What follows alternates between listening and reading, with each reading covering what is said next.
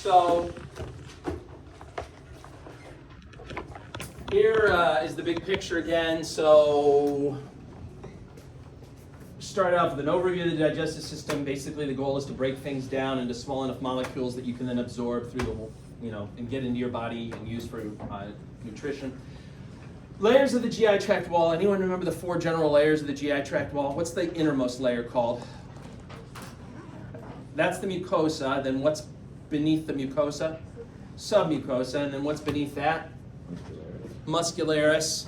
There's 2 layers usually, the muscularis. The inner layer is what direction of muscle fibers? Starts with a C, rhymes with circular, all right? Circular layer, and then the outer layer is, what did you say, perpendicular? No, that's a cute one. No, but it's longitudinal. And then the outermost layer is either serosa or adventitia, depending on where you're at. Neural innervation in the GI tract, there were 2 layers of nerves in the wall. There's the submucosal plexus that controls gland secretions. Then there's the myenteric plexus that controls muscle contraction. Then we talked about the peritoneum. What was the purpose of the peritoneum? To reduce friction, create nice, smooth, slippery surfaces so that the intestines and stomach can slide and slip around when you're trying to digest things. Keep in mind that they kind of make a big deal out of the peritoneum in terms of organs that just sit behind the peritoneum versus organs that are completely surrounded with peritoneum. If you just sit behind the peritoneum, what are you called? Retroperitoneal. And if you're fully surrounded, you are intraperitoneal. Okay. Just remember, this is something you need to know for the quiz on Thursday, because it's in your lab guide too. Just remember that in general, if you can visualize the abdominal cavity, things that are pushed to the sides or pushed to the back, those are usually going to be retroperitoneal, versus things that are more dangly, that are kind of hanging around in the middle, those are usually intraperitoneal. We started our way then through the GI tract with the mouth. How many teeth do you have when you're a baby? 20. How many do you have when you're an adult? 32. I told my class this morning about your boyfriend with the baby teeth. They got a big kick out of that. Oh, yeah, man. they really enjoyed that story. Yeah, that's gonna be good. I'm gonna remember that one for a while. Pharynx, we discussed that. We also discussed that in the respiratory chapter already. Deglutition, what does that mean? Swallowing. Just fanning and swallowing. All right, so that's where we are today. We're gonna start with the esophagus. We're gonna go through the stomach. Talk about the pancreas, talk about the liver and gallbladder, talk about the small intestine, and then that's where we'll finish for today. All right? Any questions about any of that stuff or about general course questions before I launch into this again? Anything you can think of. All right, so jumping ahead to the esophagus, which is right here. So esophagus is kind of boring. Esophagus is honestly just a connector between like the pharynx and your stomach. There's no digestion going on in the esophagus. There's no absorption going on. The purpose is just to kind of move the food between 2 more interesting places, okay? So it's going to connect up to the laryngopharynx, and then it's going to travel through the thoracic cavity. And most of the esophagus is pushed towards the back of the thoracic cavity. It sits sort of right next to the aorta. You don't really see it well, on anterior views of the chest or whatever. Now, when it comes to the diaphragm, there is a hole in the diaphragm called the esophageal hiatus. And that's the hole that the esophagus is going to go through to get into the abdominal cavity. And in some individuals, that hole can get a little bit larger than it should be. And what can happen, unfortunately, is your stomach can actually move up through that hole, and you can have a portion, or potentially a large portion, of your stomach in the thoracic cavity. Okay. What's the general term, in terms of diseases or problems, what's the general term when you have a body structure like pushing through a barrier where it shouldn't be? That's a hernia. And we talked about hernias just briefly when we did like the reproductive system, because we talked about the inguinal canal. okay, which is down here in your lower abdominal wall. And when somebody says I got a hernia, 9 times out of 10 they mean they have an inguinal hernia. They have a hernia down here and stuff's pushing through. But when this happens, this is called and maybe you've heard of it, it's called a hiatal hernia. And it's usually a portion of the stomach going up into the thoracic cavity. And anyone here know anybody that had a hiatal hernia or anything? Are they also called esophageal hernias? Yes, Okay. they are also called esophageal. So you've heard of it? Yeah, my aunt has it. Okay. And what are her, I was going to ask this since you have some experience then, what's the typical main symptom you have when you have like a hiatal hernia or an esophageal hernia? Like acid reflux. That's it. It's acid reflux. Okay? It's not, if you're like me, you might have thought, well, wouldn't that like affect like breathing, like, having your stomach up there, is that going to make room for the lungs, or wouldn't it affect, your heart or whatever? And the answer is not usually. I mean, the stomach can collapse, so when the lungs expand, it just pushes against the stomach. But the big problem they usually have is acid reflux. And the reason for that is, anyone know the reason for that? Why do they have acid reflux? Because the stomach acid what? Goes up. So so with reflux, the problem in general with reflux is that stomach acid and other secretions are going up and into the esophagus. And the esophagus doesn't have the protection, the lining that the stomach does, so it burns. When you're down where you should be, it's more of a positive pressure environment in your abdominal cavity, and that positive pressure helps to close the junction between the esophagus and the stomach and make it tighter. When that whole thing shifts and you have that junction in the thoracic cavity, it's more of a negative pressure environment because you're constantly expanding your lungs. And that's actually working to open that up, and that's going to allow the acid to reflux up into the esophagus. Okay? Now, if you ever see somebody that has this, like your aunt, did you ever see a chest x-ray on your aunt? No, she's like negligent of her own healthcare, so it's very like, she won't like show us because she doesn't want to like hear the lecture. Oh, okay. So it's Well, that's like- understandable. Yeah. Who wants a lecture? Who wants a That's good understandable. lecture? Your bad habits. You get kind of a cool x-ray on a person that has a hiatal hernia. And it sort of looks like this. So this is a chest x-ray of someone that has a hiatal hernia. And anyone know what this is? Would you say acid buildup? Yeah. It's not really acid buildup, but what it is anyone know? That's the level of the food and the beverages that this person just ate.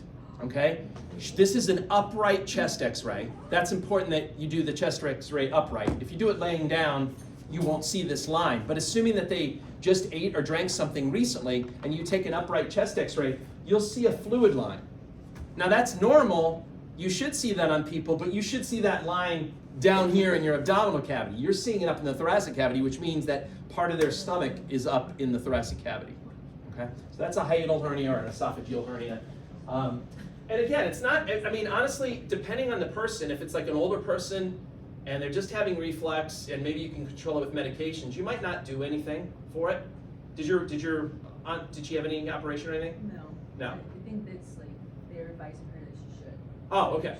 Yeah, I mean, if you're, even if you're older, if you're otherwise in reasonably good health and you have a decent life expectancy, then yeah, they might say, hey, let's repair this, and what they'll do is they'll basically move the stomach back down where it should be through that opening, and then they'll put a few stitches in to the esophageal hiatus and just try to tighten it up so that the stomach doesn't move right back up again. Anyway, so I wanted to show you that because we're talking about the esophageal hiatus. Now, when you look under the microscope at the esophagus, one thing that's going to set it apart from all of the other microscope slides that you're looking at in this lab is the epithelial layer. Okay? So you basically have to tell the difference between esophagus, stomach, and like small intestine. And esophagus is the only one that has a stratified squamous epithelium. Everywhere else in the GI tract, it's pretty much a simple columnar epithelium. So when you look at it, that's the stratified squamous. And if you need a reminder of what stratified squamous looks like, what could you look at from A&P1 to remind you? It's on, I'm looking at it now on, yeah, look at the skin, look at the epidermis, okay? The epidermis was a stratified squamous epithelium as well. So if you see that, you know, you're looking at esophagus. Now, the muscularis layer is going to be made up of different types of muscle depending on where you are. And this is also going to have ramifications in terms of your control over it. So if you're superior in the esophagus, like close to where the pharynx is, it's mostly skeletal muscle. And skeletal muscle, as you recall, maybe you don't recall, is voluntary. Okay, you have control over that. But as you descend and become closer to the stomach, it's gradually switching over to smooth muscle where it's involuntary. You don't have control over it.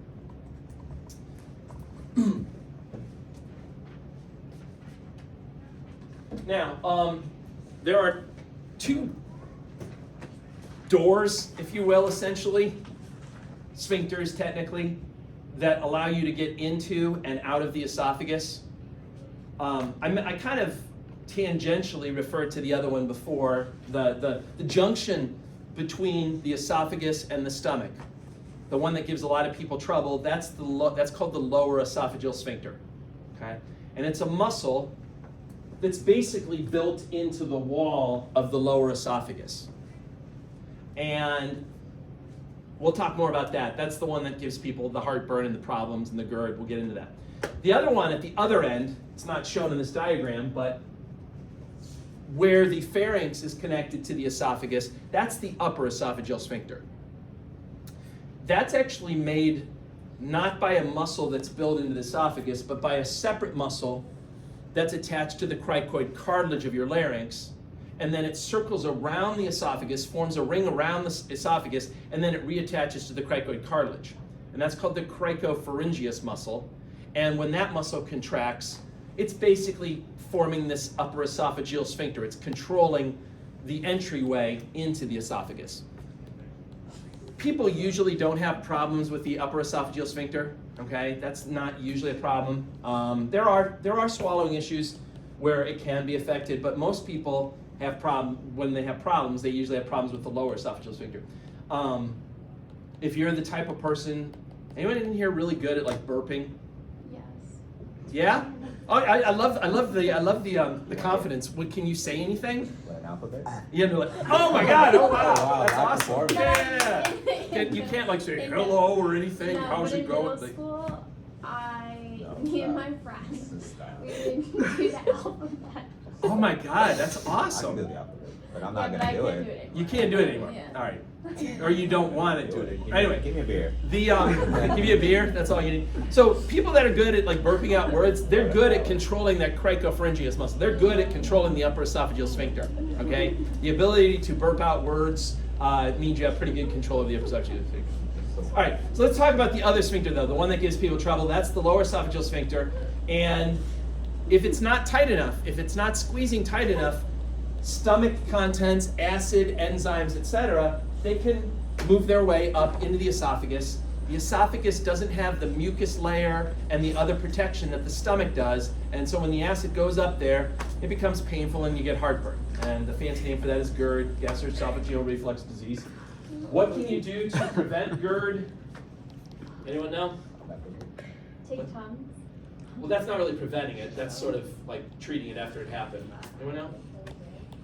Don't drink, don't smoke. So GERD prevention, don't drink, don't smoke, don't have fun, don't avoid foods that stimulate acid secretion. Go for a walk So after. no coffee, no chocolate, no tomatoes, no more. I mean, I love most of the stuff up there, you know, it's like you'd have to give all that up just to stop this stupid GERD from happening. What do you do once you have the actual reflux? Well, as Lauren said, you could treat it with Tums. Tums basically neutralizes the acid. It's not stopping the acid from being produced, but it's neutralizing it after it's already been secreted. You could try to actually stop the acid from being secreted in the first place, and that's what drugs like Pepcid, Tagamet, Prilosec, that's what they attempt to do. Now, in most people that have reflux or heartburn, they're just, they're fine just avoiding certain foods or maybe being put on one of these medications. That's most of the time enough.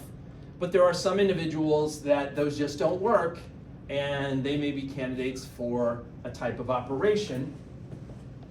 I didn't erase my boards. I usually erase boards between classes so that I give the illusion that this is a fresh lecture. But I didn't even erase my board, so I'm not even going to try to fool you guys today. Dog days. Yeah, I know. I'm getting old. Things are getting all worn out, and yeah, it's terrible. Yeah, it's awful. Nissen fundoplication then, so that's the operation that they do, and this is what they do. So this part of the stomach, we're going to talk about the stomach in a second, but the part that usually sits up here, that's called the fundus. And during this procedure, they wrap the fundus behind the esophagus, and then they re-sew the stomach to itself. And that's basically creating like a collar around the esophagus. I know it looks kind of crazy, but surprisingly, it doesn't really disrupt their stomach's ability to digest. It really doesn't screw with the stomach function at all. And what it does is it tightens up that lower esophageal sphincter just enough that it stops the acid from refluxing, and they get a lot of relief from that. Okay. Obviously the trick as a surgeon doing this is you want to make that tight enough that you stop the reflux, but not so tight that the food can't go down the tube in the first place, right? So you got to get it sort of just right, and that's called a Nissen fundoplication. And now, through the magic of YouTube, I have a short video here. I'm really psyched because in the class this morning, I had to provide age verification in order to watch this. It was like I was looking at porn. I could not, for the life of me, I couldn't remember my password. I just kept typing things in. It's like rejected. So, but I found it for you guys. That's either good news or bad news, but I promise this is really short. So this is them doing a laparoscopic Nissen. So laparoscopic is when they put little incisions with a camera and they do it. And I don't think there's any sound to this. I'll just kind of tell you what's happening. But anyway, that's the liver up there. This is some of the lesser omentum. They're kind of dissecting through there. And what they're going to try to find is they're going to try to find the esophagus. And then you're going to see them wrap the stomach around the esophagus and sew it together. So here they're just pulling fat out of the way, making kind of the hole through the lesser omentum. You'll see things you recognize in a second. So that's that's the fundus. That's the two edges of the stomach. There's the esophagus going in between it there. So I guess they're checking to make sure nothing, they're just being weird. They're just checking to make sure nothing else is in there. And then what they're going to do is they're going to sew those two edges together. And they're putting the sutures in right now, and they're driving it through each of the things and just tying it up. So they do this laparoscopically, and I don't know, maybe an hour is all it takes to actually do that. Again, the trick is you just don't want it to be like too tight. Now they're tightening up the sutures. Again, the esophagus would be going through there just to kind of tighten it into place, and then that's basically it. He's admiring their handiwork, and then they're gonna let the liver flop down. Okay, we're done. Let go of the liver. Let go. Let go. Okay, they're gonna let go. All right, they're done. All right. So that was a Nissen fundoplication. It's a way of treating that stuff. All right, back to this. Is that a one-time surgery? Like, you don't have to revisit that once it's done? Not if it goes well. I mean, if you have complications, yeah. If it is too tight or if it's too loose, then they might want to do a revision. But it should be a one-time. I mean, the plan is to just do it once. Yeah. Have you done it? Yeah, I have done that. Yep.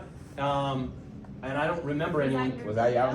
What's that? Was that your video? No, that was not my video. No.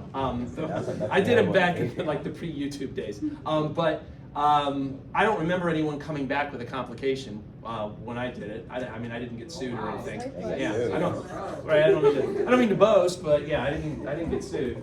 I set the bar very low. Was it good? Well, I didn't get sued. Yeah. All right. Stomach. Stomach is I did not write this sentence. A J-shaped enlargement of the GI tract. I guess it looks like a weird sort of J. Now, in contrast to the esophagus, there's a lot going on in the stomach. Okay, and so there's a lot more physiology to talk about here. The stomach position moves, right? So when you inhale, the diaphragm goes downward, and that's going to push the stomach downward a little bit. When you exhale, diaphragm goes up, and the stomach's going to go up with it. if you cut into the stomach and you look on the inside, you're going to see these little folds that are on the inside, and then we have them on the plastic models too, and those are called rugae. And they're basically there when the stomach is empty.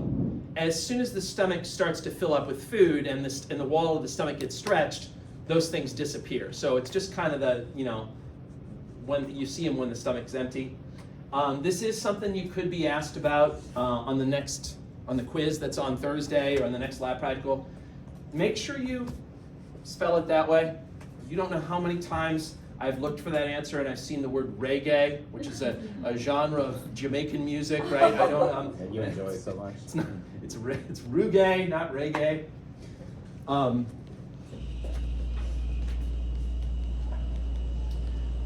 Empty, and I also did not write this sentence. The stomach is about the size of a large sausage. That seems subjective. What's a large sausage to you may not be a large sausage to the next person. Anyway, it is the most extensible part of your GI tract. It can stretch and hold a lot of food. And what I want you to think of the stomach as, like a lot of students, I think before they take this class, they think of the stomach as the main place where digestion happens. And a lot of digestion does go on there, but there's also a lot of digestion going on in the first part of the small intestine, the duodenum. And what the stomach does for the duodenum is it kind of acts like a reservoir or a temporary holding spot for the food to help the duodenum manage its workload, okay? The duodenum, the first part of the small intestine, is only about 10 inches long. And it can't do all that much work at a time. So it needs to communicate with the stomach and tell the stomach when it's ready to get more contents to then try to digest. So the stomach will hold all this food that you've just eaten, and then periodically the duodenum will release hormones that go to the stomach and tell it, hey, I'm ready for more work, can you squeeze some more contents into me, and I will start doing the digestion there, okay? So think of it as like a holding reservoir or almost like a work manager for the duodenum. There's a lot of mixing going on of your food with the stomach secretions, and the stomach is great at mixing because it has an extra layer of muscle in the muscularis. Instead of, again, most places are going to just have two layers. There'll be an inner circular layer and then an outer longitudinal. In the stomach, there's three. There's an inner oblique, a middle circular, and then an outer longitudinal. So you got muscle fibers running in three different directions, which means that the stomach can really squeeze in all possible planes, and it really mixes the food up well. Areas of the stomach, so I already told you about the fundus. The fundus is that bulging part. It's usually pointing like up and to the left. That's the thing that you wrap around the back of the esophagus, and then you sew it back to itself when you're doing a Nissen fundoplication. Other areas to be aware of, there's an area where the lower esophageal sphincter is called the cardia. Why do you suppose it's called the cardia? Well, what do you think it sits close to? The heart. Now, obviously, the diaphragm's in the way. The diaphragm separates it. But if you were to look on the other side of the diaphragm, the apex of the heart would be right about there. So that's how it got its name. The main part of the stomach is called the body. And then when you get to the last part, where there's kind of the exit way into this is the duodenum here. This area at the end is called the pylorus. And notice in the wall here, there's a sphincter called the pyloric sphincter. And this is the muscle that opens and closes to manage the workload for the duodenum. The duodenum will release hormones that basically tell the stomach, hey, release more food into me, I'm ready to do some more work, or don't release, tighten up that pylorus and, hold your contents, I'm not ready for anything else to do right now. One other thing while I show you this picture, they have a name for this edge of the stomach. They call that the greater curvature. And then the name for this edge, they call the lesser curvature. I don't know why they had to name the edges, but they did. So, more stuff to memorize. Here's what the wall of the stomach is gonna look like. You're gonna see we got models that look like this. The microscope slides look at this. I think anytime you see a wall of the GI tract, try to find the 4 layers first, just to get your bearings. So on this, everything from here on up is mucosa, okay? 3 main parts to the mucosa. You'll have the epithelial layer, which in this case is simple columnar. You'll have the lamina propria, which is the connective tissue here, like in light orange, filling in. And then the third part of the mucosa is this, that's called that thin layer of muscle, that's called the muscularis mucosae. Okay? Next, in this area here would be the submucosa. You got, in this particular one, you got some arteries, some veins, some lymphatic vessels. You'd also probably have some glands here too, just depending on where you're at. Or if you were in like the terminal ileum, what would you find in the terminal ileum in this area? Big collections of purple that represent Peyer's patches, right? They would actually be sitting inside there. Then you get into the muscularis thing. This is not like some raccoon like peeking out in between the layers. I always see that every time. I just think it's like some little. Oh wow. I know, right? Sorry, I can never that understand. creeped you out, right? Anyway, there's 3 layers here. This is the inner oblique layer. The middle is the circular layer, and then the outer one is the longitudinal layer. And then this out here, because you're covered with visceral peritoneum, you would call that the serosa. Wait, where? Just this thin layer on the very outside would be the serosa. Okay? So that's the 4 general layers. Now, when you look at these things, a few things to notice that are specific to the stomach. These little indentations in the mucosa, those are called gastric pits. And as the gastric pits go deeper, they form these structures that you see that are referred to as gastric glands. And there's a lot, and I don't know if you can see it up here, but there's lots of different colored cells that they put up here because there's a lot of different types of cells there that secrete different materials. So here's a better picture of that. First of all, notice that on the surface of the lining, you have what are called surface mucus cells that secrete mucus. Also, as you go deeper into those gastric pits and towards the gastric glands, you also have something called mucus neck cells. The point is there's a lot of cells that make mucus, and the mucus is a thick gel-like material that actually has a pretty high pH. It's very alkaline. And the whole purpose of the mucus is to build up this nice thick protective layer so that the stomach doesn't damage itself with its own secretions. Okay? The other guys up here are going to be producing things that are really caustic to the lining of the stomach, and you don't want the stomach to harm itself. So those mucus cells are super important, and they're laying down this nice thick mucus layer. And that's the reason why the esophagus has such problems. The esophagus doesn't lay down a big thick mucus layer, so it's not prepared to handle it when you have reflux and you got this acid and other things coming up. So what are the names of the other types of cells that they cover down here? The parietal cells are the guys that make HCl. What's HCl? Hydrochloric acid. So that's the acid we're talking about here. Okay, when people talk about stomach acid, we're talking about hydrochloric acid. What's the pH of the stomach, by the way? It's pretty low. It's down around 2 or 3. Okay? So it's very acidic, and that's due to this hydrochloric acid that's being made by these parietal cells. The parietal cells also produce a chemical called intrinsic factor. We'll discuss what that does in a moment. And then you have something called chief cells. Now, chief cells make 2 types of enzymes. One enzyme breaks down proteins, and it's called pepsinogen. And then the other enzyme breaks down fats, and it's called lipase.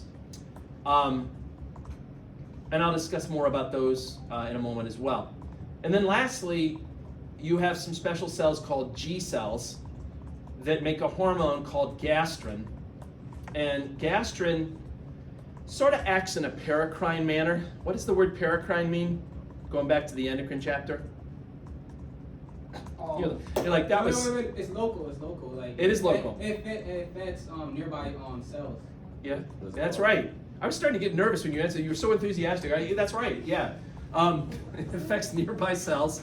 And oh, sorry. I thought I was going up to heaven. I started seeing what's happening there. It's too soon. Don't take me yet. Anyway, the gastrin, it's released by these guys, but then it basically just travels to those guys, the parietal cells, and tells them to make acid. Okay, so it's acting in a paracrine manner. Sorry, I just had to check something here.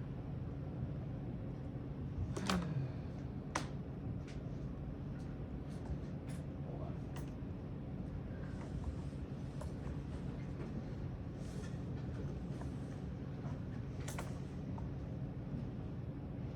All right. So, how much stomach juice do you make on a daily basis? I know you're dying to know. It's about 2 to 3 liters per day. So that's a combination of the mucus as well as the acid and the digestive enzymes that are being made. The stomach protects itself by creating this thick mucus layer that's about 1 to 3 millimeters thick. Again, the pH of the mucus itself is pretty high, which helps to neutralize the acid when it touches the surface of the stomach. Now, the acidity of the hydrochloric acid is great for a number of reasons. First of all, recalling back to the respiratory chapter, it's good at destroying most types of bacteria, right? Or viruses. It's really good at killing microbes. Most foreign invaders don't like a pH of 2 or 3. They just can't survive in it. Okay. Remember, when you have that dirty mucus that's being moved by the cilia and it goes to the back of your throat, what are the options? Yeah, spit on the sidewalk or swallow it. Swallow it is a great option because it's going to destroy most microbes that are in it. The exception, though, and again, I apologize, I usually use nice fresh writing on here. And then it's a big reveal and you don't know what I'm going to say, but anyway, this is what I'm going to say. There's this bacteria that, anyone who's taken micro in here? I can't remember. Did they teach you about Helicobacter pylori? They mentioned the guy who discovered H. pylori. That's about it. Really? Did you take it here? I'm taking it right now. Oh, you're taking it right now? Okay. Did they mention though that it lives in the stomach? Yeah. Okay, all right. So H. pylori is the exception to the rule. It likes a low pH, and you can get an H. pylori infection in your stomach, and H. pylori can lead to irritation of the lining of the stomach. It can cause ulcers of the stomach. It's a really hard bacterial infection to treat. You usually have to put patients on a trio of antibiotics. Usually one antibiotic alone will not cut it. You got to put them on 3 different antibiotics. And then even then, it can be hard to treat it. So it's a very resistant bacteria. Most other types of bacteria, strep, staph, whatever, they'll usually die from the acidity, but not H. pylori. Another thing that the acid does, it helps to break down proteins, so it's helping to denature proteins. What's denature mean when we're talking about proteins? Unravel. Unravel, yeah. Remember, with proteins, it's all about their 3D shape. And just to kind of take that 3D shape apart, not to really break it down yet, but just to take that 3D shape apart, the acidity helps with that. And then the third thing is the acidity converts pepsinogen into pepsin. So again, pepsinogen is released by the chief cells, and it's a enzyme that is designed to break down proteins in the foods that you eat. That's what it's designed to do. But pepsinogen in and of itself is inactive. It doesn't do anything. It's only after it gets converted into pepsin that it becomes active and will start to break down proteins. And they do this a lot with enzymes and things in the body. They have an inactive starter form, a precursor form, and then you usually can tell the precursor because they'll end the word with gen, okay? It means Genesis, the beginning of, right? It's not an active form, but it will get converted into an active form by the acidity, and then it becomes just known as pepsin. Anyone know why does your stomach do it this way? Why don't the chief cells just make the active form and secrete it that way? No. Well, it's like a safety mechanism, all right? Pepsin is dangerous. It's a strong proteolytic enzyme. In theory, if these guys made it and it somehow leaked out into the cytoplasm, it could destroy the chief cells themselves. So they make it in this inactive form, and it's only once it's been secreted and in the lumen of the stomach and exposed to the acid that it gets converted into the active form pepsin. Okay? You've seen examples of like inactive forms being converted into other things. Like remember with that stupid RAAS thing, right? There was angiotensinogen that got converted into angiotensin, right? That was another example of something like this. So pepsin is good at breaking down proteins in the food that you eat. Lipase is good at breaking down lipids, especially triglycerides, since that's the main dietary lipid. The problem with lipase here is that it's not all that effective because you don't have bile in your stomach. You need bile to really allow lipase to go to work, and you won't have that until you get into the duodenum, okay? So it's a little bit of a mystery why you even really have lipase here. I mean, maybe some of it's starting to work on the lipids, but you really need both lipase and bile for it to be really effective. You also have lipase actually in your saliva, but again, there's no bile in your saliva either, so it's not especially effective up there. Now, intrinsic factor is kind of interesting. Sorry, it's interesting, but I have to check my phone. Intrinsic factor is also made by the parietal cells. So the parietal cells, if you're keeping score, they make the acid and they make the intrinsic factor. Intrinsic factor is needed so that you can absorb vitamin B12 from the foods that you eat. Vitamin B12 gets absorbed way down in your small intestine. The last part of your small intestine, which is called the terminal ileum, is the spot where vitamin B12 gets absorbed. The problem is you don't want it to be damaged before it gets there. And the stomach acid, the enzymes, other secretions that are coming from the pancreas later on, all of these things can potentially damage the B12 before it can be absorbed later on. So you have to protect it, essentially. And that's what this chemical intrinsic factor does. It attaches to the B12 and it protects it so that then you can absorb it later on when you get to the terminal ileum. Who cares about B12? Well, and I know I didn't really emphasize this when we did the blood chapter, it's actually essential for erythropoiesis. You need it for red blood cell production. And we're just gonna take a trip in our time machine here. This is gonna be very exciting. Through the magic of old PowerPoints, we're gonna go back to this. Ta-da! Ta-da! Anyone remember this slide? This dumb slide? It was pretty busy. The reason why I didn't really emphasize it because I had a lot of other stuff to talk about on this slide. But notice over here, there it is, B12. You need B12 when you're making red blood cells.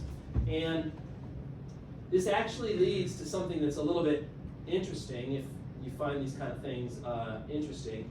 And that is, what's the problem called when you don't make like enough red blood cells? Anemia.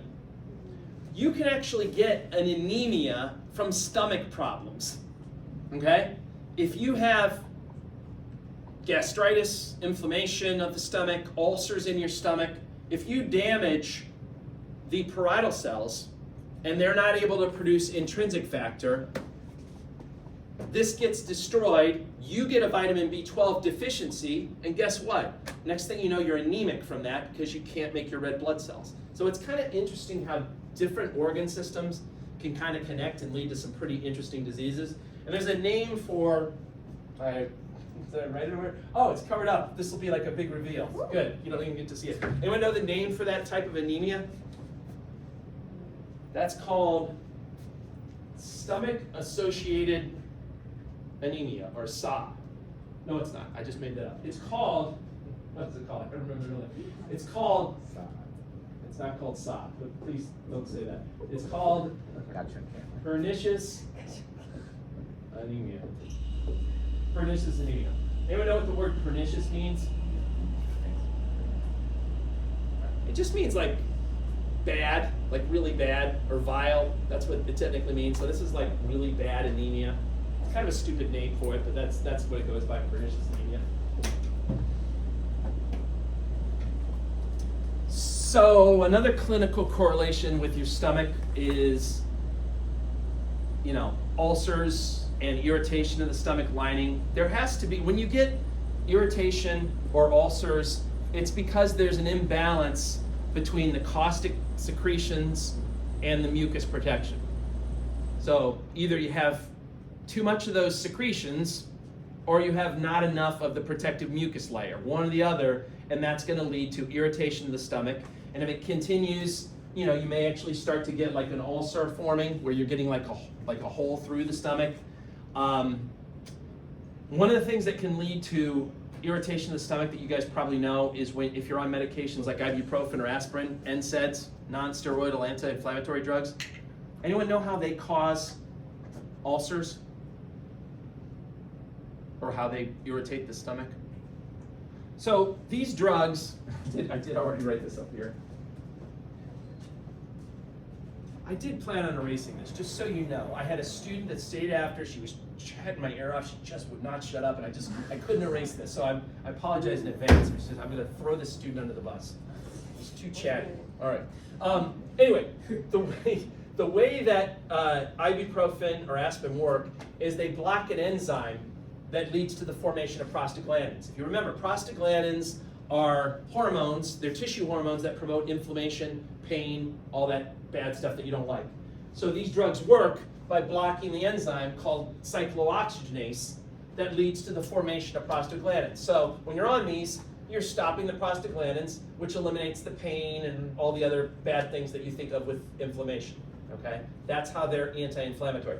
The problem with ibuprofen, aspirin, and other NSAIDs is that there's a whole range of prostaglandins. It's a family. There's not just one prostaglandin.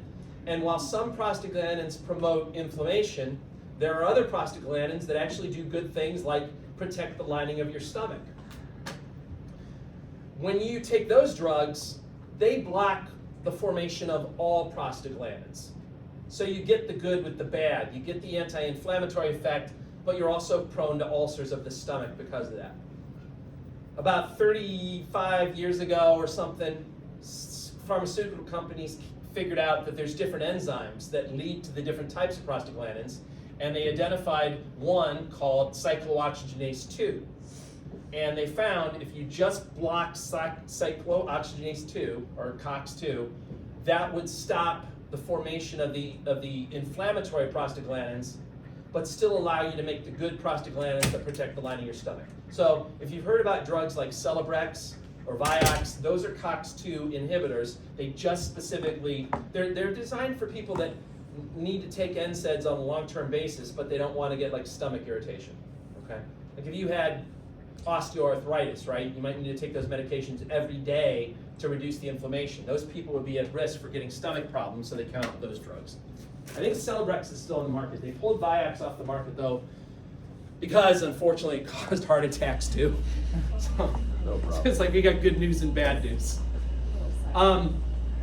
Stomach, so what happens is when the food's in the stomach, it's gonna trigger a negative feedback system that's gonna cause stomach acid secretions, and it's also gonna cause contractions of the stomach. And that's what you're seeing over here in this diagram. This is a negative feedback system. So you're starting out at the top. Your stomach is happy when, number one, the pH is low. Your stomach loves to have a low pH. And number two, when the walls are not stretched. That's when the stomach is happy. When you eat, that upsets the stomach, all right? Because when you eat, number one, unless I guess, in theory, if you ate something really acidic, maybe it wouldn't do it, but most of the time, whatever you're eating is gonna be more basic than the stomach juice. So chances are, whatever you eat is gonna temporarily raise the pH of your stomach. Your stomach won't like that, okay? The other thing is, whatever you eat is gonna stretch the walls of the stomach.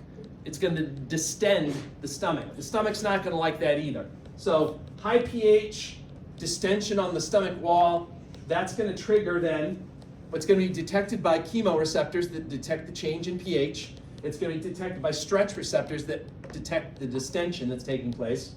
They're going to send signals to places like the submucosal plexus, which will increase secretion by the parietal cells and by the chief cells, etc. It'll also send signals to the myenteric plexus that'll cause more vigorous contractions. And so hopefully by releasing more acid and enzymes and contracting more, hopefully you'll digest the food that's in the stomach, or maybe at least pass it on to the duodenum so it's no longer the stomach's problem. And by doing all that stuff, that should hopefully bring you back to a nice empty stomach with a low pH. That's where the stomach wants to be. Okay? Now, when the food hits your stomach and after you produce the secretions, you get this soupy mix that's really acidic called chyme. Anyone in here ever seen chyme before? Anyone here ever throw up before? Yeah. All right, you've seen chyme. That's nasty, right? That nasty, smelly, soupy stuff that you get, that's stomach secretions mixed up with your food, okay? Now, there's not a lot of absorption happening in the stomach. When you hear absorption, I want you to think small intestine. 90% of absorption, you learn this later, but 90% of absorption happens in the small intestine. There is a little bit of absorption, like water can get absorbed a little bit, starting in the stomach. Also, alcohol, thank God. You don't have to wait. Alcohol will start getting absorbed in your stomach. Woo! I'm trying to see if I can get it absorbed in my mouth. Why wait? Just right now. Let's get it done. All right. Within 2 to 4 hours after eating a meal, the stomach will have emptied its contents into the duodenum. How long a food spends in the stomach depends on what type of food it is. If it's high in carbs, it moves through the stomach pretty quickly. If it's got protein in it, it takes a little bit longer. If it's got fat in it, it'll take a long time. It'll sit in the stomach for a while. What's a while, like a day? No. I mean, just like, a couple of hours. Like the other ones might be gone in like 30 to 45 minutes. Maybe we're talking like 2 or 3 hours or something. Yeah. Now, one of the big purposes of the stomach is, yes, to do the digestion, but then also the other purpose is to manage the workload for the duodenum. Okay? You can eat food faster than the duodenum can go to work on it. Okay? I'm sure you've all done that before, And you can fill up your stomach with lots and lots of food, and so the stomach can act like a holding area that, yes, is doing the digestion, but it's also acting sort of as a workload manager then for the duodenum, which comes next. The duodenum has way more different types of enzymes in it. It's got bile there. It's got a lot of things that make it even better at digestion than the stomach is. Okay? And as I said, there are hormones that allow the duodenum to communicate to the stomach to basically tell it, like, I'm busy right now, don't give me more food to work on, or, I'm not busy now, yes, you can give me some more stuff to work on. And the duodenum will release chemicals that will basically talk back to the stomach. And one of the main hormones that it releases, I know I wrote this up here someplace. Oh, no, you weren't supposed to see that, but oh well. GIP, gastric inhibitory peptide. That's essentially a hormone that's released by the duodenum that tells the stomach, hey, I'm busy. Stop squeezing more food into me. I've got enough on my hands as it is. So when the duodenum is full and has work to do, it releases GIP, which goes to the stomach. It stops the stomach from squeezing the food forward, and it also tightens up the pyloric sphincter, so it closes that door so that no more work is coming into the duodenum. Okay? The interesting thing about GIP, we'll talk about this later. I'll talk about it. The interesting thing about GIP, I'll just mention it now, even though I didn't do this to the other class. They're lost. GIP, when they studied it more, they realized it did more than just talk back to the stomach. It also talks forward, if you will, to the pancreas. And specifically what it does is it tells the pancreas, to release insulin when you've eaten a meal that's high in sugar content. Okay? So it's doing two things. Yes, it is talking back to the stomach, and then it's also useful when you've eaten like a high sugar meal to talk forward to the pancreas and say, hey, listen, this guy just ate like a ton of candy. You might want to start releasing insulin now because in a little bit, blood glucose levels are going to be really high, so let's get this insulin rolling so that you can bring those levels down. Now, the smart researchers, I don't know how this is kind of cool, when they discovered that new function, they thought about giving it like another name, but they figured out a way so that the same acronym could mean something completely different to reflect the other function. So the other thing that GIP stands for, and this is kind of a mouthful, but it stands for glucose, they really have to stretch for this, glucose dependent insulinotropic peptide. So GIP, GIP.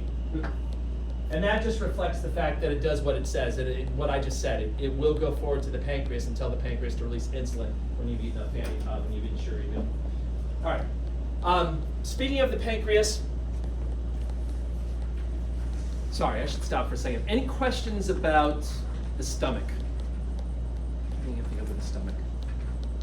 There's just lots of little details to memorize. I don't know. I don't think the physiology is as bad as, say, respiratory or lymphatic, but still.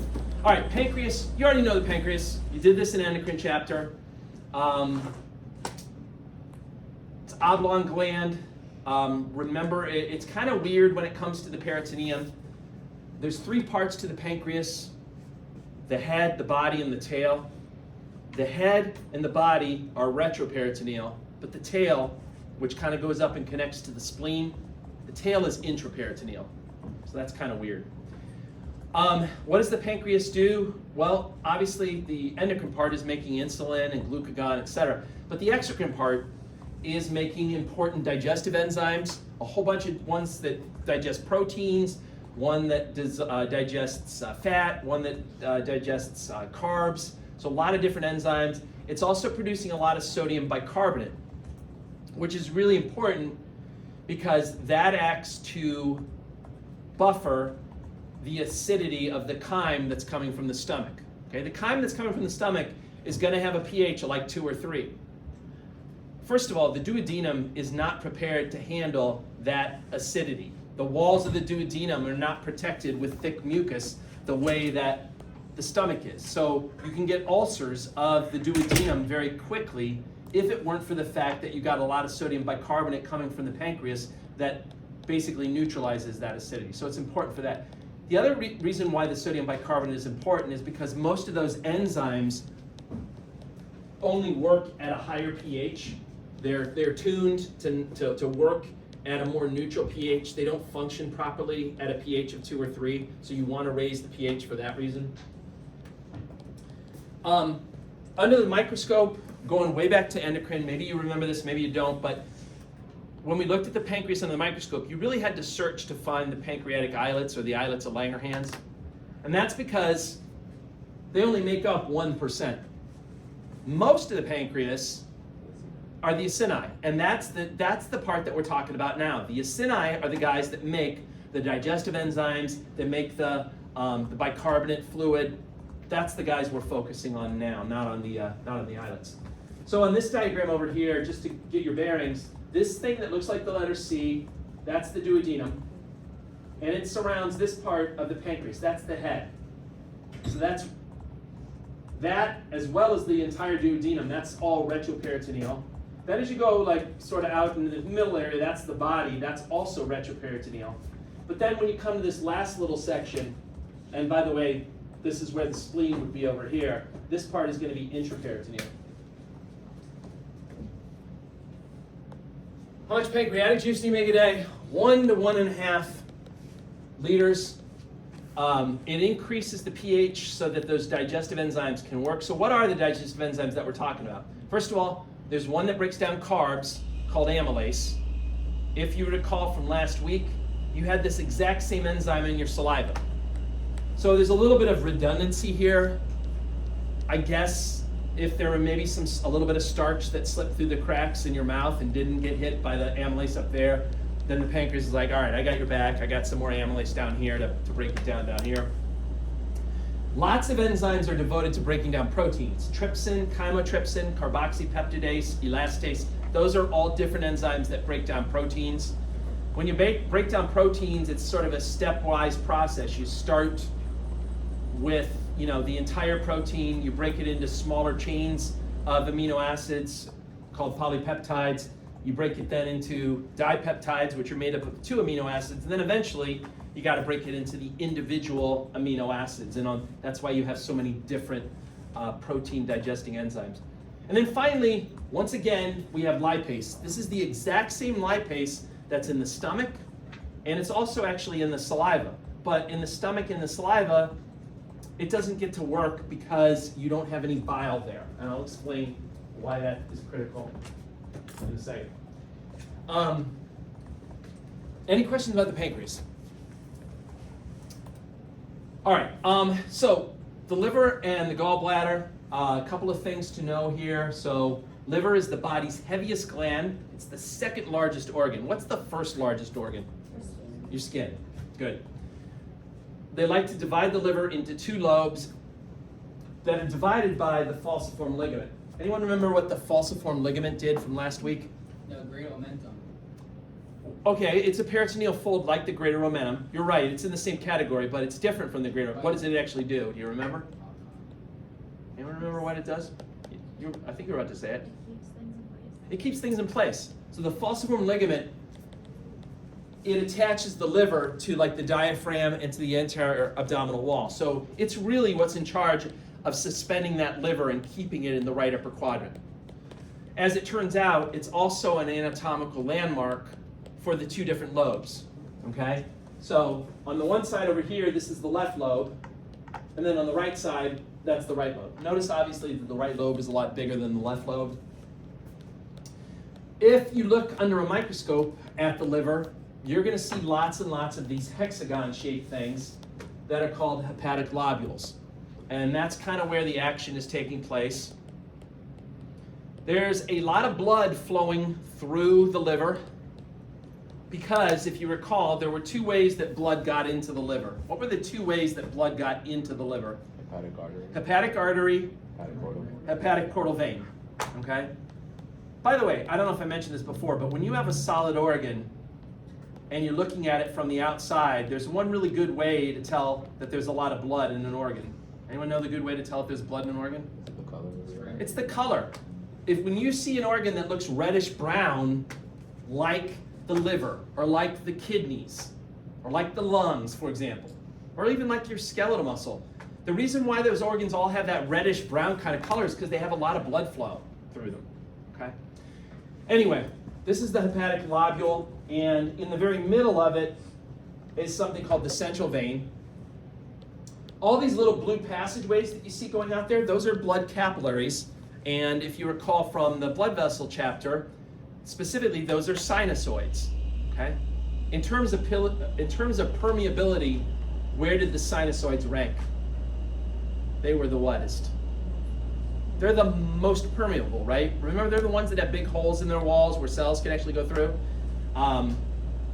So they're the most permeable. So in the middle is the central vein.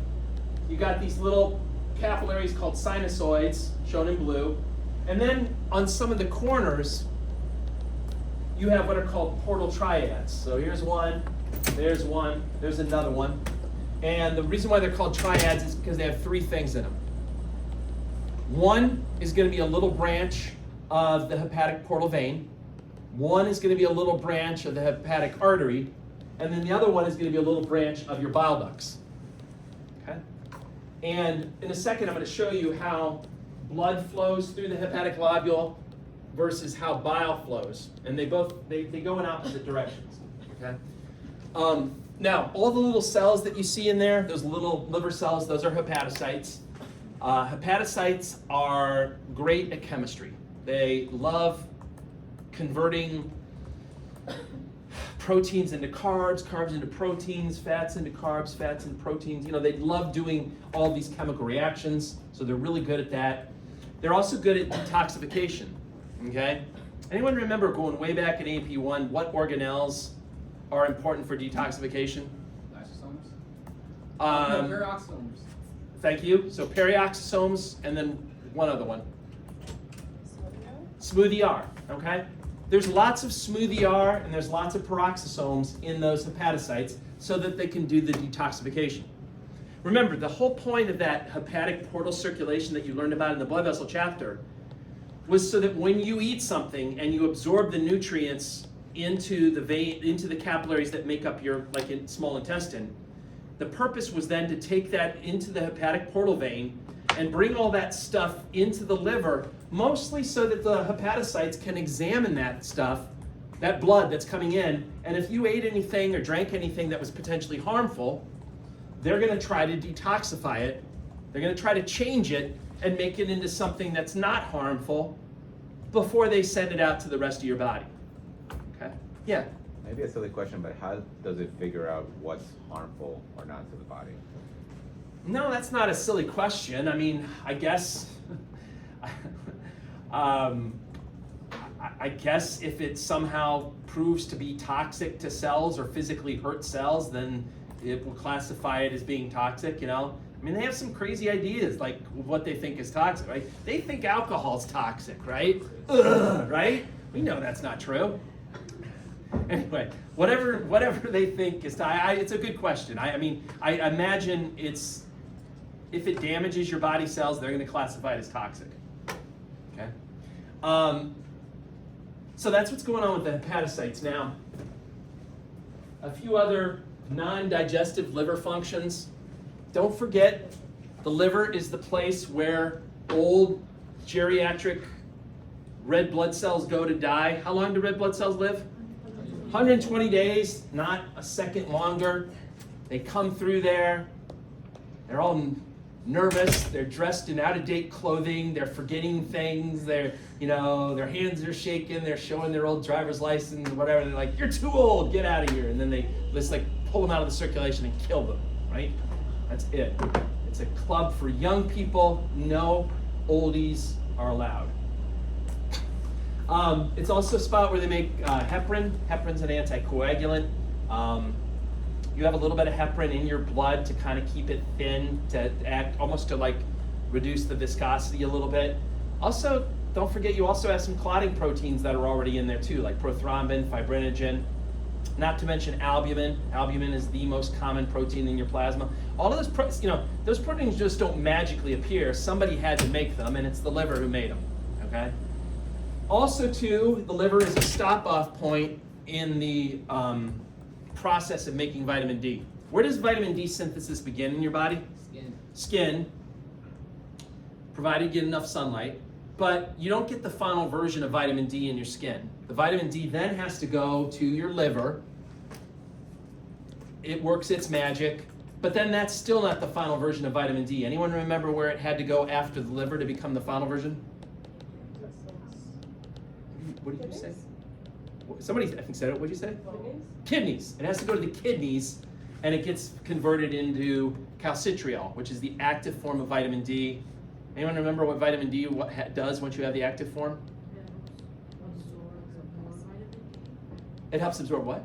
It helps absorb something. Calcium. It helps you absorb. You were on the right track. It helps you, so it goes to your intestines, and it helps you absorb calcium from the foods that you eat. All right. So this is a close-up of that hepatic lobule again. So in this picture, they've basically taken like a wedge shape out of that to kind of show you the direction that the blood is flowing and also that the bile is flowing. So notice blood flows from outside in. So again, hepatic artery, hepatic portal vein, those are the two main ways that blood gets into the liver. And these guys are just branches off of those. So there's the little branch of the artery, there's the little branch of the vein, and you can see the arrows showing the blood flowing through the sinusoids towards the central vein. And as you might guess, all of the central veins are going to come together and they're going to form the hepatic vein, which was the one way that blood left the liver. And where did blood get dumped after it left the hepatic vein? Into the, what's the big vein that you have in your abdomen? inferior vena cava, right? So all these guys, all central veins, they all come together, they form the hepatic vein, which then dumps into the inferior vena cava and takes it away from the liver, right? So, you know, as the blood is coming through here, these hepatocytes are checking it out. They're looking, they're like, is this harmful, is this not harmful? They're processing the blood as it works its way towards the central vein. By the time it reaches the central vein, hopefully they will have converted everything that was toxic into something that's not toxic, and then all the central veins will ultimately dump it into your inferior vena cava, right? It's kind of like, we checked it out, it's good for the rest of the body, you know, let's go.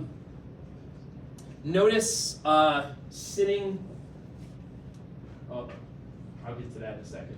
So this is just a flow diagram.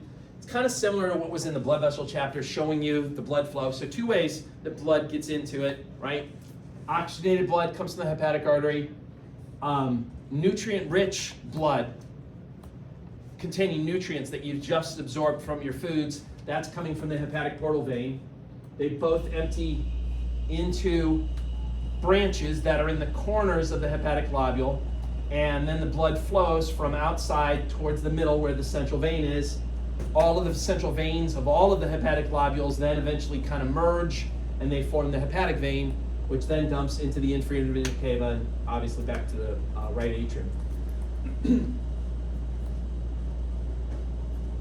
This little guy sitting here that looks like a spider sort of there, that's a macrophage. What are macrophages good at again? Phagocytosis, right? I don't know what it is with macrophages, but somebody thought that like it was important to give them different names based on where they are in the body. Even though they all kind of do the same thing, they have different names. So remember, like, anyone remember what was the name of the macrophages you had inside the alveoli? What is it? Dust cells. Yeah, they call them dust cells there. Well, here they call them Kupffer cells. Doesn't sound as fun as like dust cells, but Kupffer cells are literally the old red blood cell bouncers, if you will. They're the guys that are checking the ID. They're the guys that, you know, get to beat down the old poor red blood cells and take them out of the circulation. Now, when you break down your red blood cells, this goes way back to the blood chapter, you got to break down the hemoglobin that's in there. And as you do that, you'll break down the heme group, and ultimately the heme group becomes what? What is it? Iron. Well, the iron is separated off of the heme group, but what does the heme group get converted into? I'll give you a hint. It has a yellowish color to it. It gets made into the bilirubin, and then that's going to be secreted into the bile that we're going to talk about next. Okay, so another big function of the hepatocytes is to make bile. And the coloration of the bile is coming from the breakdown of those red blood cells, specifically the breakdown of the heme that was in the hemoglobin. Okay? Because of kind of color changes and things, you know, bile kind of has a greenish appearance to it. Sort of, those of you that like Italian food, you ever had like pesto? You know what pesto looks like? Now, bile doesn't taste like pesto. Trust me, it doesn't taste like pesto, but it looks kind of like pesto. I've never tasted bile, but anyway, it looks like pesto, but it's not going to taste like it. So what's so great about bile? Like, what does it actually do? Bile. You keep talking about bile. What's so important about bile? Bile helps you break down your fats by convincing the fats to sort of mix with the other digestive secretions, okay? The secretions coming from your saliva, your stomach, your pancreas, all of those digestive enzymes, there's a really high water content to all of those digestive secretions. Do fats mix with water? No. No, fats are hydrophobic by definition, and they don't mix with the digestive secretions, and that's a problem. You can have as much lipase as you want in all of these watery secretions, but if you can't convince the fat to sort of mix with it in the first place, the lipase can't go to work. That's what bile does, and that process of getting it to mix with it, that's called emulsification. It gets the fat and basically kind of makes it temporarily sort of like hydrophilic. It gets it to mix with the watery secretions that contain the digestive enzymes, and so they can then get to work and break down the fat. How much bile do you make a day? About a liter. So bile is also alkaline, and that's also good to help neutralize the chyme that's coming from the stomach. Okay? So bicarbonate from the pancreas, bile itself, those two secretions really help to change that pH that's coming from the stomach. So if you don't have bile, you're going to have problems digesting your fats. And not to get too graphic, but I'm going to get graphic anyway. If you have a blockage of like your bile ducts, for example, or you have some problem where you can't get the bile released into the duodenum, you won't emulsify your fats, you won't break down your fats, and you'll basically poop out your fats. And this is nasty. The way you can tell that is they kind of float on the toilet water. Like that's like stool with a high fat content. It floats. So don't all rush home and like look at your stool tonight or anything. But that's what that means. And it doesn't necessarily mean that you've got a blockage of your bile ducts. But if you do have a blockage of your bile ducts, you probably have stool that looks like that. Okay, it's floating. It's got a high fat content. The greenish coloration comes from the bilirubin that's in there, which comes from the breakdown of the red blood cells. I worked with, I'll just give you 30 second anecdote. I worked with a colorectal surgeon when I was doing my residency. He's in Stanford. His name's Dr. Littlejohn. Anyone know Dr. Littlejohn? Are you serious? That's his name? That's his name. I know, it's kind of, that's not, I'm not even going to joke about his name, but that was his name, yeah, Dr. Littlejohn. He's a great surgeon. I was in his office one day, and he had a patient come in, and she had some problem with her GI tract. I can't remember what. And he told her, keep a record of how your stools are going. We're going to try this new treatment or whatever, blah, blah, blah. See me again in like 4 weeks. She comes back in 4 weeks. And again, he did tell her to kind of keep a record of her stool. He said to her at the follow-up meeting, how were your bowel movements? And I swear to God, I was there in the office when she did this. She reached into her pocketbook and she pulled out this thing that looked like one of those old family albums, and she flipped it open, and she literally had like 200 pictures of every single bowel movement that she had in the preceding 4 weeks. It's like, oh, this is the one I had. It's like, this is the one I had here. Oh, I remember that. Like, it was just like. I remember that. How old was she? Yeah. She was in her 50s or something. But I mean, it was. Yeah, you're gonna see lots of crazy stuff like that. It was like a family album of stool. Yeah. Anyway, sorry, I'm going off on a tangent. So ultimately, what's going to happen is in those little hepatic lobules, the bile is going in the opposite direction that the blood is going. So just to go back to this picture one more time, notice the direction of the arrows. That's the direction that the blood goes, whereas as the hepatocytes, as they make the bile is going in the opposite direction, and it's going into those little bile ducts. Once it goes into the bile ducts, it's going to follow what's called the biliary tree, which is this thing that you see outlined in green there. Somebody thought it looked like a tree, so they called it the biliary tree. Notice that there's a branch that heads over, and you're going to have to know this for lab. We'll go through it again there, but there's a branch that goes over the left lobe. They call that the left hepatic duct, so that's draining all the bile from the left side. There's a branch that goes to the right lobe that's called the right hepatic duct that's draining all the bile from the right side. As soon as the two of them come together, and I think they stole this idea maybe from the people that named blood vessels, as soon as the two of them come together, they call it the common hepatic duct. That only travels a short way though before it meets up with the opening or the duct that connects to the gallbladder, and that's known as the cystic duct. So as soon as the cystic duct and the common hepatic duct meet, then they change the name again, and then that's called the common bile duct.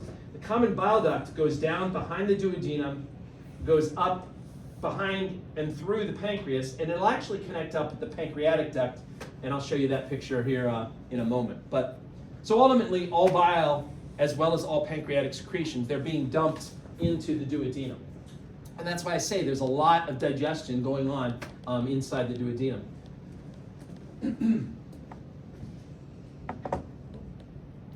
Now, if you were to look up close, like where those two ducts meet. You can see this is the common bile duct. It's bringing the bile down that's coming from the liver. And then over here is the pancreatic duct that's bringing all of the enzymes and things that have been produced by the pancreas. They meet up in this shared space called the hepatopancreatic ampulla, or it's also called the ampulla vater. And then together they open up into the duodenum over here. So lots and lots of secretions are being released into the duodenum, and that's why it's so good at digestion. If you do a endoscopy on someone, you know where you put those long cameras down? If you get a long enough camera, you can actually go all the way down through the stomach and into the duodenum, and you can look, and you'll see a little like bump there that they call the duodenal papilla, and that marks the opening of where those ducts empty into the duodenum. Okay. Now, there's a little muscle that's built into the wall of the duodenum that surrounds that, and that's called the sphincter of the hepatopancreatic ampulla. It's an awful long name for something that's really small. Or they also call it, I don't know who the loser was that had to attach his name to this, the sphincter of Oddi, okay? So that's a little muscle there that in between meals when you're not eating, I know that's a stressful thought, but in between meals when you're not eating, that's going to squeeze and it's going to basically stop the secretions from going into the duodenum. So what happens to the bile in between meals when you're not eating? First of all, just to be perfectly clear, it's the liver that makes the bile. Okay, the gallbladder does not make any bile. It stores up bile in between meals, but the gallbladder itself does not make any bile. It's all the liver. So in between meals, that sphincter, which on this diagram would somewhere be down here, it's going to contract. It's going to tighten up. Now the liver will still make bile. Even though that sphincter is tightened down there, the liver's going to keep making bile. And as it keeps making bile, the bile will start moving forward through the bile ducts. But then it's going to start to back up because it can't go past that blockage. So as more bile is made, what will happen is it'll back up into the cystic duct that's connected to the gallbladder, and the gallbladder will start to fill up with bile. Okay? Or maybe this other diagram's a little bit better. Not this one. Sorry, this one. So again, picture this little muscle down here contracted. The liver is still making bile. The bile's following down through here, but then it can't go any further. So as it makes more and more bile, the only thing that can happen is it'll start to back up through the cystic duct, and then it'll start to fill up the gallbladder.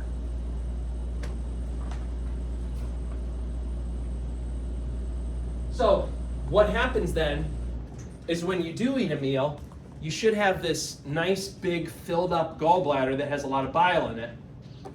And if you've eaten a meal, especially one that has a high fat content, that gallbladder is going to squeeze and it's going to release that big burst of bile into your duodenum, and that's going to help you emulsify the fats and then ultimately help you digest the fat.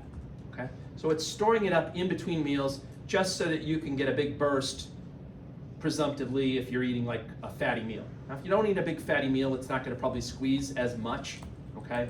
But if you eat a fatty meal, it squeezes. What causes the gallbladder to squeeze? It's a hormone, okay? And the hormone is one of my favorite hormones. It's called cholecystokinin. It's released by the duodenum to communicate with the gallbladder. So the duodenum is releasing a lot of chemicals, a lot of hormones to communicate. It's releasing like GIP to communicate with the stomach, but then it's releasing this one, cholecystokinin, to communicate with the gallbladder. And the reason I like this name is I like how it breaks down. So the word chole means, anyone know what chole means? It means bile. Cysto means essentially like a bag. And then kinin means, it's like it's like kinetics, like the study of movement. So kinin or kinetics means movement. So this literally translates into the bile bag mover, okay? And that's what it's doing. This hormone is telling the gallbladder to squeeze, okay? Can you live without a gallbladder? Yes. Yes. Anyone in here living without a gallbladder that No, cares to admit to it? No, but my sister got hers removed. Okay. Just like years ago. I was probably in high school when she got removed. She got it removed? Yeah. And how's she doing now? Oh, she's fine. Okay. Yeah, she's fine. Yeah. Did she have to change her diet up at all, or? Well, my sister isn't really a big eater in the first place. Okay. So like, yeah, like she'll never eat like she doesn't eat. Like, She doesn't eat like real fatty not stuff or really. anything like that? Not really. And she still got it, huh? She still had, like she have gallstones or something? Yeah. Okay. Yeah, she may just be, you've never had any problems yourself or anything? No, no one in my family does. No one else does. Okay. Anyway, yeah, totally live without a gallbladder. The only caveat is that without a gallbladder, you're not going to be able to store up the bile between meals, so you won't be able to get a big burst of bile when you eat a fatty meal. So sometimes it's recommended to cut back on your fat content in your food. I mean, honestly, that's probably good advice for most people in general. But if you've had your gallbladder removed, you should do that because you know you'll have a lot of indigestion. Probably you'll probably have a lot of fatty stools, right? Because you're just not. The liver's not real good at making bile on demand, and you're not going to get near. Yes, you will get some bile, but not the big burst of bile is if you actually still had your gallbladder. Okay. Now, this is a picture of a person that has some problems here. What's this person's problem? Anyone know? Gallstones? Those are gallstones. Okay, now, so this is an abdominal x-ray. It's a little bit, hold on. Maybe helped a little, I don't know if it helped that much, but those are the gallstones. You can see them there. Now, you can do an abdominal x-ray if you think somebody has gallstones. However, only calcified gallstones will show up. Okay, some gallstones contain calcium, some don't. X-rays, standard X-rays, are really good at showing things that contain calcium, which is why they're good at showing your bones, because there's a high calcium content to your bones. So if you have stones that contain calcium, they will show up on a standard X-ray. But a lot of people have stones that don't contain calcium. So to work them up, anyone know what they'll do to work those people up? Ultrasound? Yeah, they'll use ultrasound. And this is an example of ultrasound. Okay? That's what a gallstone looks like on ultrasound. Okay? They're pointing at it because they think we're idiots. So there it is, in case you didn't know what it was. The fancy name for gallstones, that's the fancy name for gallstones. I apologize, it's already pre-written up here. You don't care. I know you don't care. You don't care. I don't care, you're saying? I kind of care. I like to do a big reveal. I like to test you on it, see if anybody knows, but now the answer's already up here. So I care. How dare you say that, Jess? I care. There goes my grade. Yeah, there goes your grade. No, it was already pretty low to begin Oh, with. come on now. All right. Anytime you see the word lith, that means stone. Okay, that little prefix, suffix, whatever you want to call it, that means stone. You may remember from A&P 1 when we were talking about equilibrium in the ear. There were little quote-unquote ear stones called otoliths. Anyone give it up for otoliths? Remember those? Here's a problem you might be able to figure out now that you know that lith means stone. Any guess what this problem is? Kidney stones. Those are kidney stones, right? So nephrolithiasis.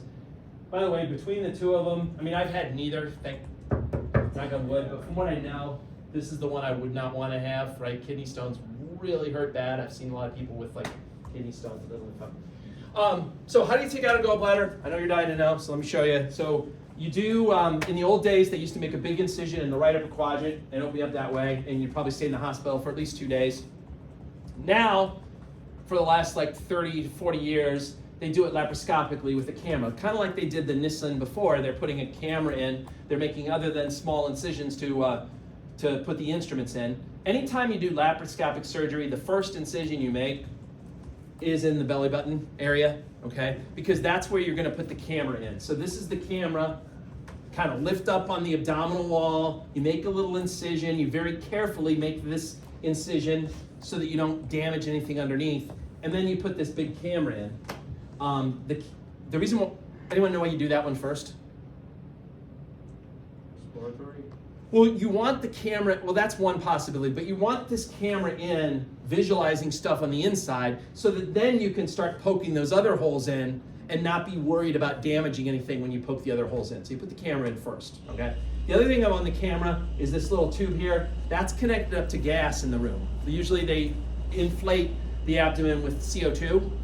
And what that does is it just kind of separates so you can see it better on the inside, okay? That's why they put the CO2 in there. Then they'll make incisions in the other spot and put the other instruments in that they're gonna work with. And what they're aiming to do when they do a cholecystectomy is they're aiming to try to find the cystic duct. That's what they want to locate, because the cystic duct is what's connected to the gallbladder. They want to find that, and then they want to cut across here after they put some clips on. And usually they'll put 2 clips on the end of the duct that's staying in the patient, and then they usually put 1 clip on the gallbladder that's coming out. And then after they do that, they take time gently peeling the gallbladder off of the liver, and they have to go kind of slow because it's really stuck to the liver and it can bleed a lot. So they have instruments that are hooked up to electricity that can cauterize and burn the surface of the liver when they're doing this so that it doesn't bleed too much. And so let me show you what this looks like. One of these videos has really cheesy music. It might be this one. Yeah, this is it. It's so cheesy, I love it. All right, hold on a second.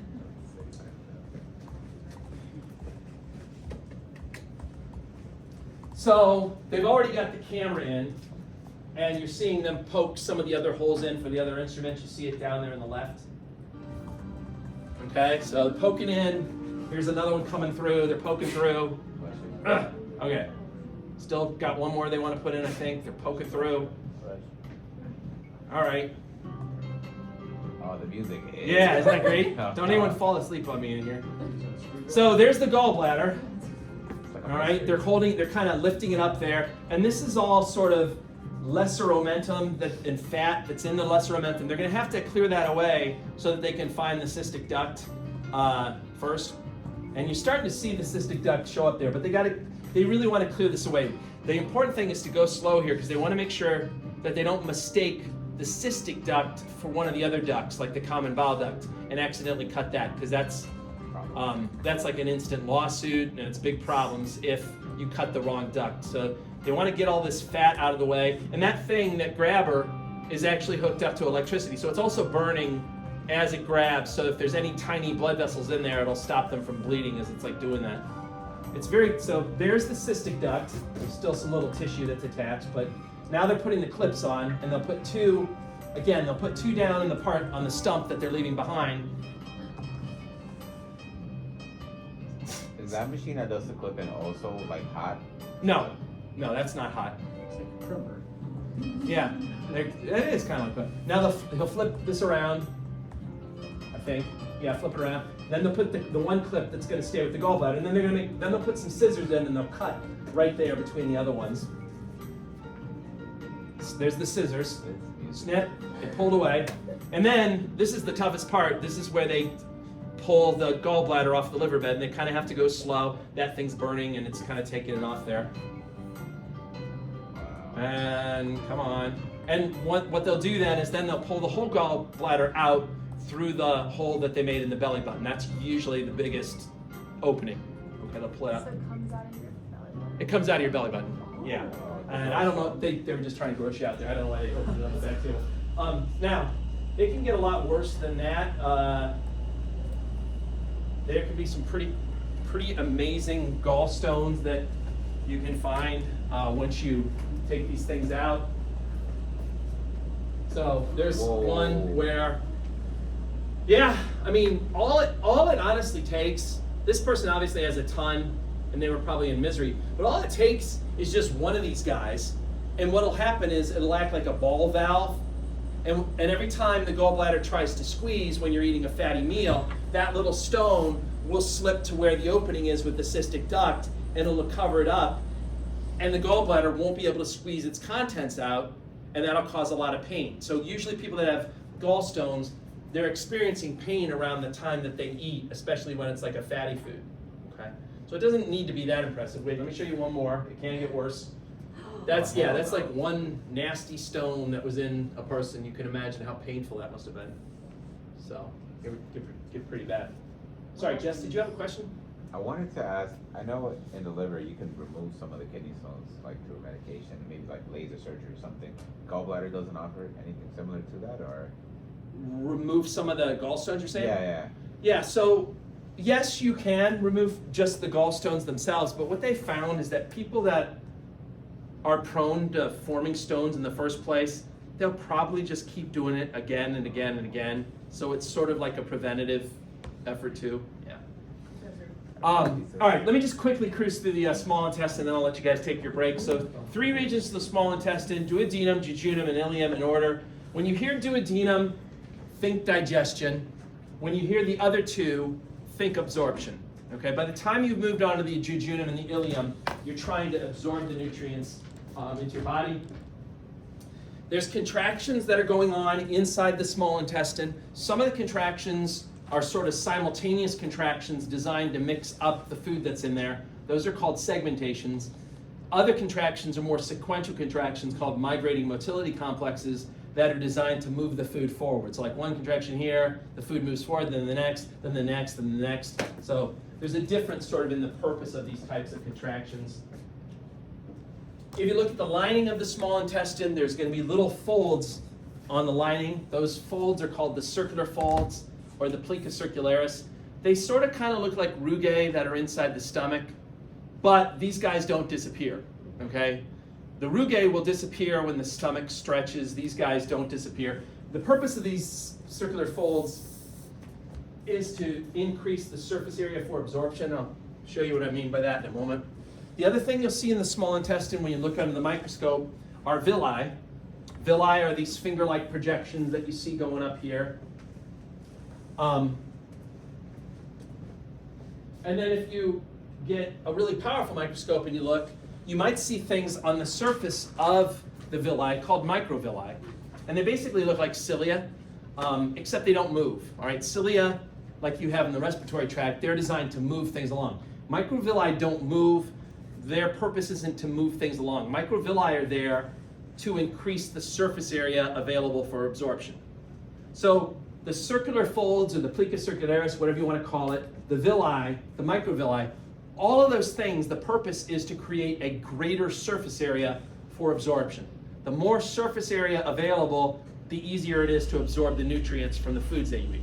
It's the same reason as why, like with your alveoli, with gas exchange. And then, the more surface area you have, the easier it is for gas exchange. Same thing here. The more surface area, the easier it is to absorb the nutrients and things from your food.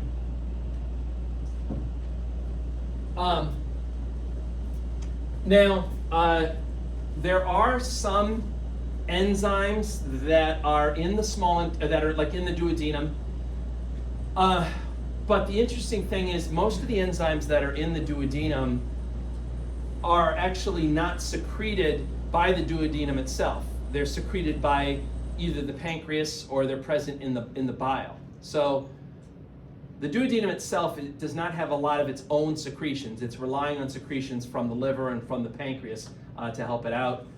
I mentioned trypsin before, or I mentioned trypsinogen before. I think that's coming from the pancreas. A lot of those pancreatic enzymes are put in an inactive form, and then they're converted into the active form once they're inside the lumen of the duodenum.